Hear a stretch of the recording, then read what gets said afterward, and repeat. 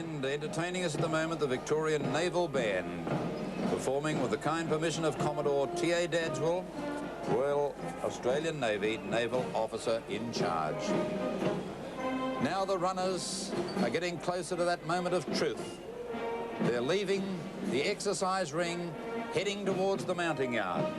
And let's have a look what is happening on the Victorian TAB, which is holding at the moment $1,232,000 for the win and $900,000 for the place.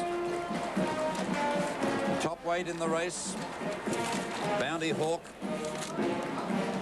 is 875, 275, Riverdale 525, 180, the Filbert 421.35, Lack of Reason 575, 170, Mapley Heights 550, 145, Sir Zephyr 550, 205, Our Sophia 345, 135, number 14 Tristarc 355 and 150, and the 3-year-old from New South Wales Handy Proverb 515 and 225.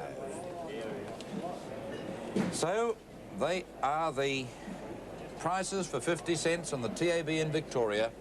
The runners at the top of the race, some 100 yards away from the mounting enclosure. The jockeys, they have that great bearing because no matter what work is done, that 2 minutes and 27 seconds belongs to them. And let's have a look at some of these boys as the horses come down, the boys getting ready to mount. Keith Banks rides the favourite. His big chance today from Barrier 1. Mick Gorham, champion jockey originally from South Australia. And Mick, no stranger to big races, he rides Importune. Ron Quinton, 35 years of age. What a wonderful rider he is. Ron has shown us on many occasions that he's a champ, and he rides Bounty Hawk. Darren Gauci has taken all before him.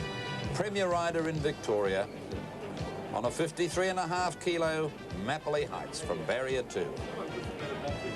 Mick Dittman won the 1,000 guineas today on Shankill Lass. Mick has taken many big races to his credit, and he rides Easter, a 3-year-old from Sydney from an outside barrier.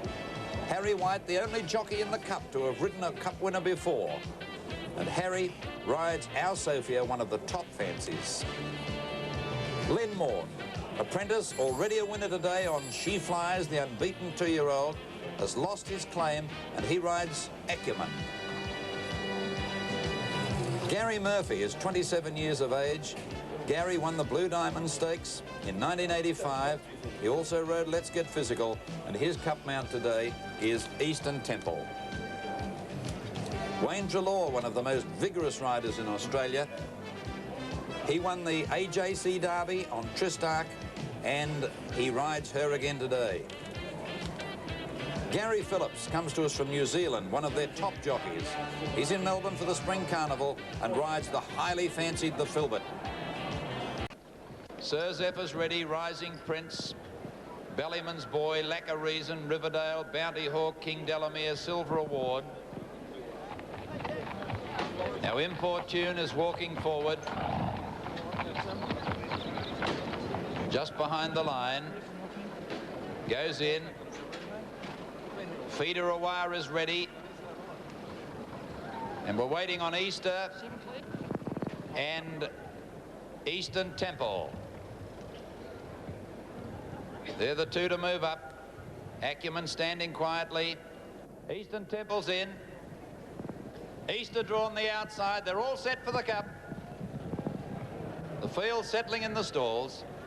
There's the light and away they go. Caught them well too. And Handy Proverb began well over on the inside with the Filbert, and Rising Prince from Sir Zephyr followed then on the outside of those horses by King Delamere. Bellyman's Boy racing towards the lead with Feeder Awar, and they were followed then by Importune. On the outside, Eastern Temple from Silver Award, and then came Riverdale. On the outside is now Acumen and Lack of Reason, followed by Our Sophia. Easter's gone very wide as they swing towards the turn out of the straight.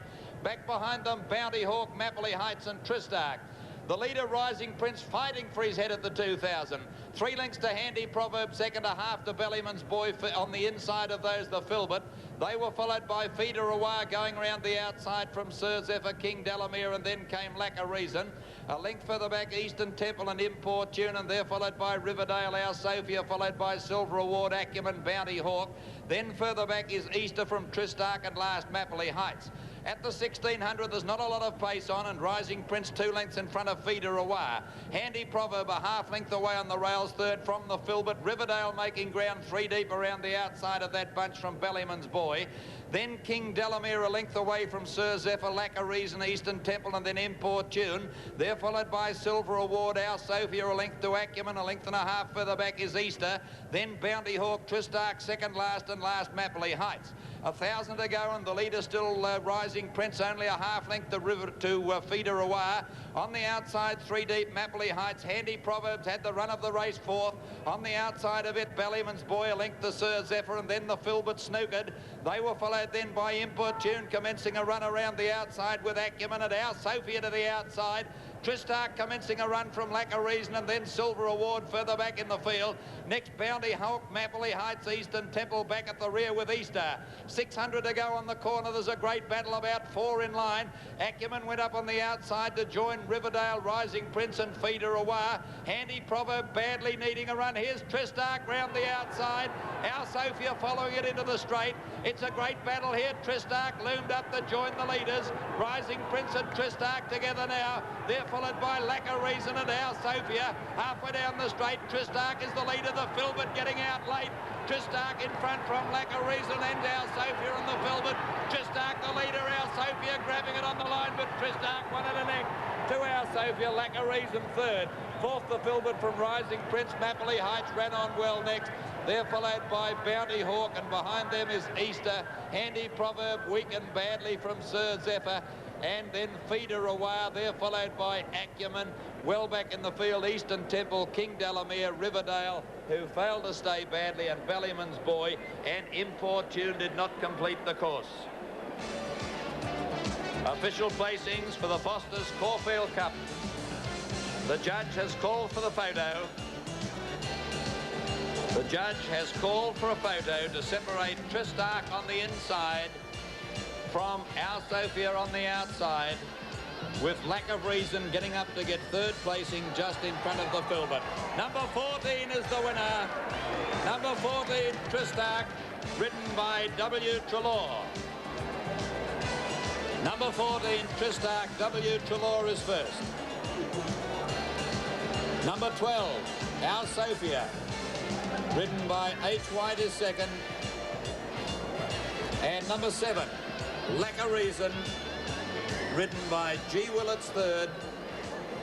And officially, 4th and 5th placings coming up. 4th is number 6, the Filbert. And 5th is number 2. Steers Tristarc to a win in the 1985 Caulfield Cup. Rising Prince only Well, Wayne, from 18 Barry, certainly you had to ride her to a pattern once again, right back near the tail of the field.